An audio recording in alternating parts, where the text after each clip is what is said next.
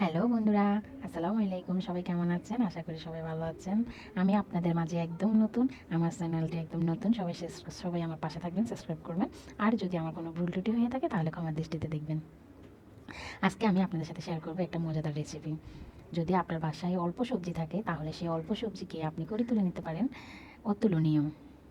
তো আমার ফ্রিজে তেমন কিছু ছিল না, ছিল রুই মাছ, তারপরে ছিল সবজির মাঝে শশা, আর হাতের কাছে ছিল আলু, আর ছিল সিমের বিচি। তো আমি ভাবলাম এগুলো দিয়ে একটা কিছু তৈরি করি। তো যেমন ভাবনা তেমন কাজ, আমি চলে গেলাম।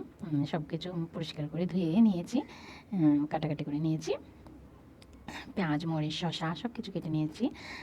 তারপরে আমি কি করলাম, যে রুই মাছ, ওই রুই মাছগুলোকে ভেজে নিয়েছি, কড়া করে লাল করে ভেজে নিয়েছি।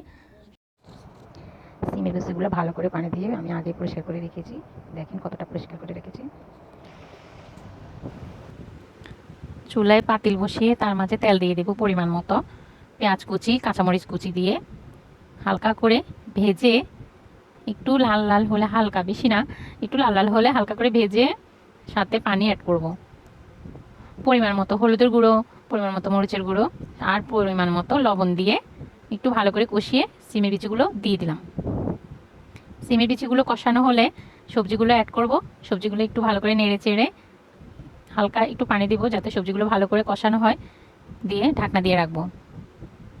সবজি কষানো হয়ে গেলে ভেজে রাখা মাছগুলো সবজির মাঝে দিয়ে দেবো, দিয়ে পরিমাণ মতো পানি অ্যাড করব যাতে ভালো করে সবজিগুলো সিদ্ধ হয়। রুই মাছ সিমের বিচি দিয়ে সবজি রান্না খুবই সুস্বাদু, অল্প সময়ে কোনো রকম ঝামেলা ছাড়াই। আপনারা অবশ্যই বাসায় ট্রাই করবেন। আমার রান্না কমপ্লিট। আজকে এই পর্যন্ত। সবাই ভালো থাকবেন আর আমার চ্যানেলটি সাবস্ক্রাইব করে দেবেন। আল্লাহ হাফেজ।